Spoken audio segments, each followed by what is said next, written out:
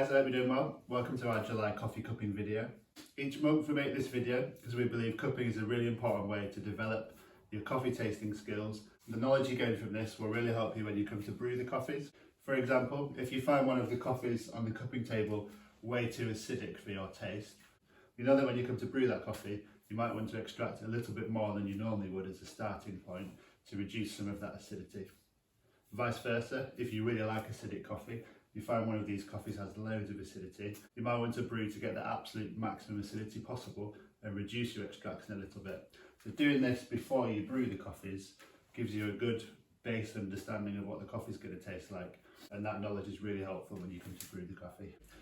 I'll quickly introduce our coffees. So first up we've got from Crankhouse, this Colombia Marcelo Castellanos carbon macerated natural. This is a Java variety, which is interesting. I've not tried that one before. It's from the Quindia region in Colombia. It's 1,200 to 1,300 metres above sea level. And the taste notes are boozy, plum and apple brandy. Next up we've got this Kenya Gititu from Hardlines. This is from the Nyeri region in Kenya. The altitude of this one is 1,700 to 1,800 metres above sea level. It's a SL28 and SL34 variety, and this one is a washed process. Taste notes on this one are rhubarb, cola and nectar. I'm quickly going to get the coffee ground up for the cupping. If you want to pause and do the same thing and get your cupping form that should be in your box ready so we can cup together. So if you're not sure how to set up cupping, I always do 12 grams of coffee to 220 ml of water on a grind size which is at the finer end of where I'd grind a V60. If you're not sure how to set up fully, if you follow this QR code on the left, there's some step-by-step instructions on how to set up a cupping on there. You might want to use different amount of coffee depending on what size your cupping bowl is.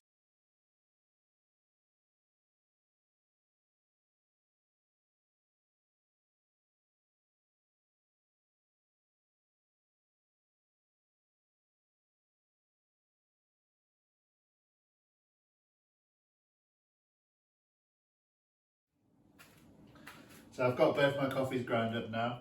Now I'm going to fill out the first part of the form, which is the smell. So I'm going to write a description for each one and then also tick whichever side I feel is more intense. So I'm going to start with the Crankhouse Colombia.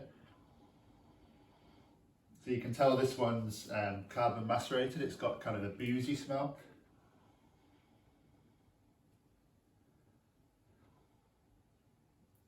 I feel like it's going to be a very sweet coffee from the smell.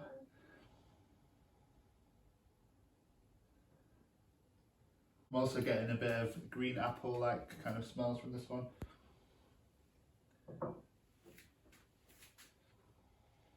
And for the Kenyan one, it smells a bit brighter straight away. Maybe a bit of lemony smell in there as well. So that's the first part of the smelling done. So I'm going to make some notes on this one. And then when we add the water, we're going to do the second part of the smelling.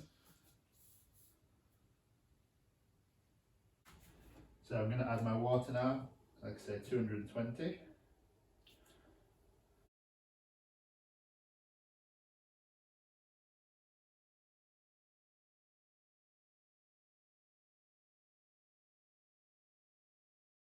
So I've added both the waters. I'm going to give these a quick smell again to see if I pick up anything different.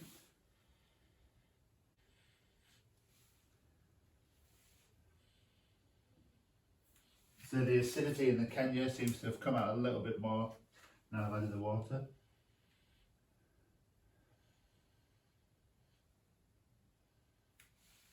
Now we're going to wait till 4 minutes and then we're going to break the crust. So 4 minutes is up, now I'm going to break the crust. That's basically just breaking this top crust that's formed on the coffee, and you want to get your nose in really close so you can smell the fragrance as it comes out of the coffee once the crust is broken. So I'm going to start with the Crankhouse one.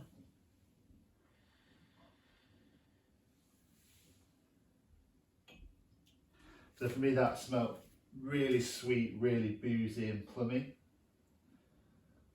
Now the Kenya.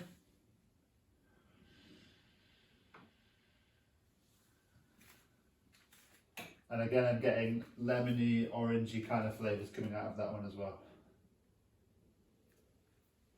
Now I'm going to make some notes on what I smell from baking the crust.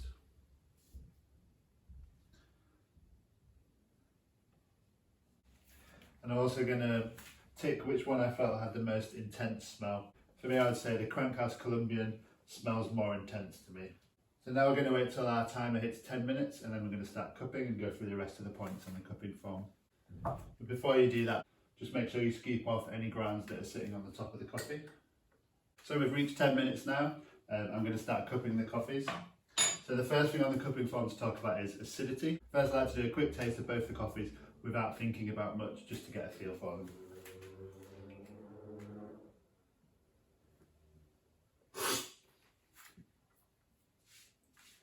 Good start.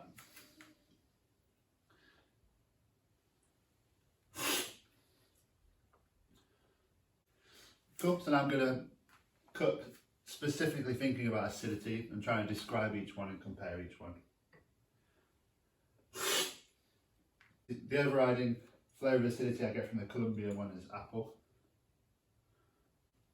I'd say acidity is not really high on that word, probably somewhere in the middle for me. But the sweetness really shines through on this coffee. So the Kenya really has a juicy, sweet, almost sparkly mouthfeel. And for me there's some limey acidity in there. It's a bit sharper than lemon for me.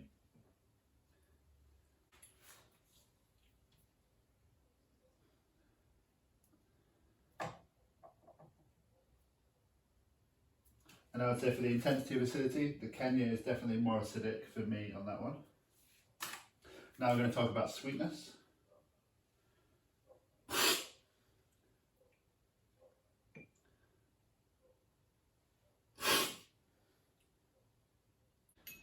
So for me, here the Crankhouse Colombian one has definitely got more sweetness. It's almost like a jammy kind of sticky sweetness. I'm trying to think how I describe the Kenya sweetness.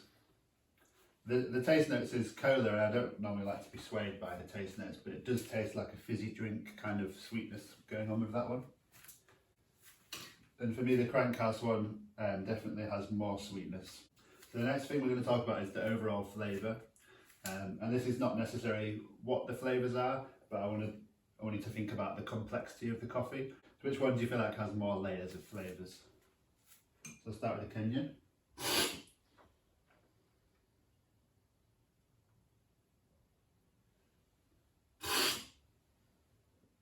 So for me, this is quite a good example of complexity in coffee. So for the Kenyan one, I'm getting kind of a really nice, pleasant mouthfeel, nice acidity, some lime flavours, some cola. It's really tasty, but it's kind of one flavour throughout the mouthful.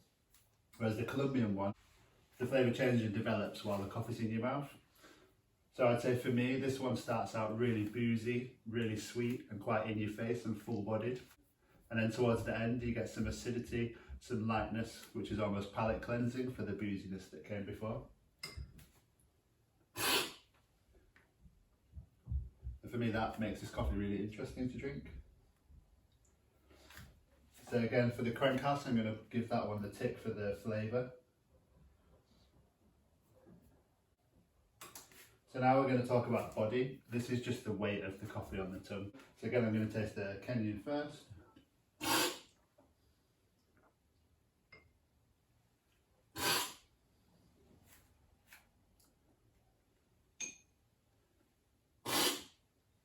The Kenya is very light. It feels like your palate's kind of cleansed after you've drank it, almost fizzy and sparkly.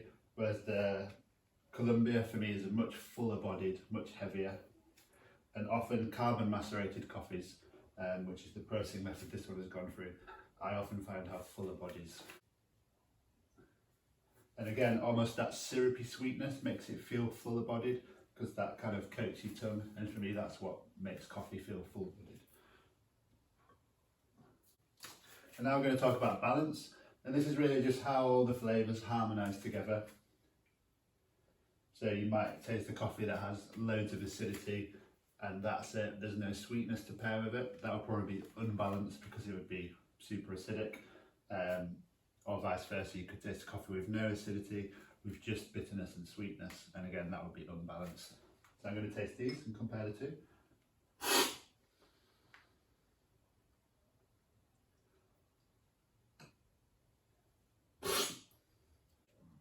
So for me again, I would say the Crankhouse one is slightly better balanced,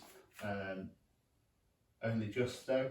I think the Kenyan one is the Kenyan one's got a lot of acidity and a little bit of sweetness, but I think with this one, when brewing it, this is something that we could balance out by changing how much we extract.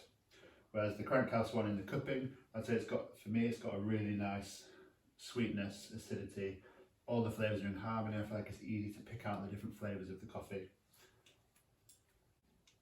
And it's just a very enjoyable experience drinking that coffee. As the Kenyan's cooling down, I'm actually getting some more kind of grapefruit kind of flavours, which is nice.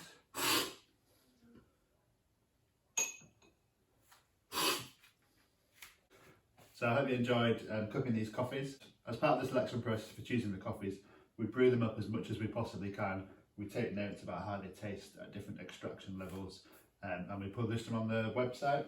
So if you're interested in reading our notes on brewing the coffees, if you scan the QR code on the left, we'll have a list of all of our different brews of the coffees, what we found them to taste like at different extractions. So hopefully you can find a good starting place for you to try and brew at to get the best out of the coffees. If you want to talk to us on our Discord, the link is also on the form. We'd love to hear what you've got to say about the coffees. Thanks, I hope you enjoy.